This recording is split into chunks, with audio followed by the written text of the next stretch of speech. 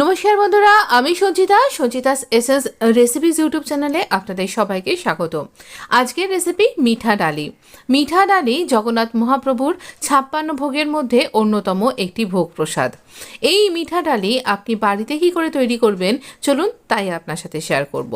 এখানে অরহর ডাল নিয়ে নিয়েছি, একে তুর ডাল বা পিজিয়ান পি এরকমও বলা হয়ে থাকে। তো ভালো করে ধুয়ে নিয়েছি, এটা ভিজিয়ে রাখার তেমন দরকার নেই। তো এবার আমরা এটাকে প্রেশার কুকারে দিয়ে সেদ্ধ করব। যদিও বলে রাখছি, এখানে কিন্তু প্রেশার কুকারে দিয়ে কিন্তু সেদ্ধ করা হয় না। মহাপ্রভুর ওখানে পরপর হাঁড়িতে উনুনের ওপর ধারে হাঁড়িগুলো চাপিয়ে কিন্তু সেদ্ধ হয়।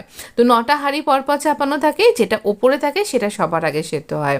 তো আমি এখানে নুন আর হলুদ দিলাম, আর জলটা দেখছেন তো, জাস্ট এখানে ডালগুলো ডুবে থাকবে এই রকম। মানে ডালটা সেদ্ধ হবার পর কোনো আর জল অবশিষ্ট থাকবে না, আর ডালটা এই রকমভাবে গলে যাবে, অথচ কিন্তু এরকম তাকিয়ে তাকিয়েই থাকবে আপনার দিকে।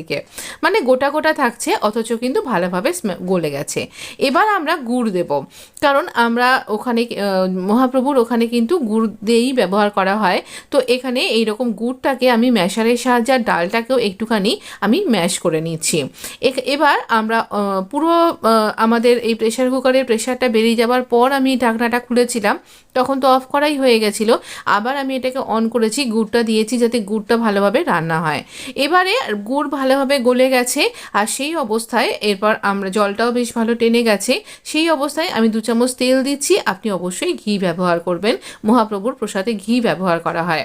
আমি নিয়েছি জিরে, হিং আর একটা দারচিনির টুকরো। আচ্ছা, এই ফোড়নটার একটা ভালো গন্ধ বেরোনো অবধি আমরা এখানে কিন্তু এটাকে রান্না করব। যখন দেখবেন হিংয়ের খুব সুন্দর গন্ধ বেরোচ্ছে, জিরে ক্র্যাকল করছে, সেই সময় আমরা গ্যাসের ফ্লেমটা অফ করে দিয়ে এই ফোড়নটাকে আমরা ডালের মধ্যে দিয়ে দেব। তো আমি এই অবস্থায় এটাকে দেখুন, এই গরমটাকে খুব সাবধানে নেবেন কিন্তু। ডালটা ঢেলে নিয়েছি একটা পাত্রে, আর এর ওপর দিয়ে এই ফোড়নটা দিয়ে দিলাম। আমি বলবো জগন্নাথ মহাপ্রভুর প্রসাদ তো বটেই, এটা অপূর্ব সুন্দর খেতে হয়। আর এই রেসিপিটা আপনি বাড়িতে এমনিও করতে পারেন, ভগবানকে নিবেদন করা ছাড়াও। ভাজা জিরের গুঁড়ো আমি এখানে দিয়ে দিলাম। এটা ভীষণ ভীষণ সুন্দর খেতে হয়েছিল। এটা ভাতের সাথে তো বটেই, রুটি পরোটার সাথেও যদি আপনি এমনিও খাবেন মনে করছেন, তাহলেও এটা সার্ভ করতে পারেন। আর প্রভুকে তুলসী পাতা দিয়ে নিবেদন করতে হবে। তো অবশ্যই বলবেন কেমন লাগলো। ভালো লাগলে প্লিজ লাইক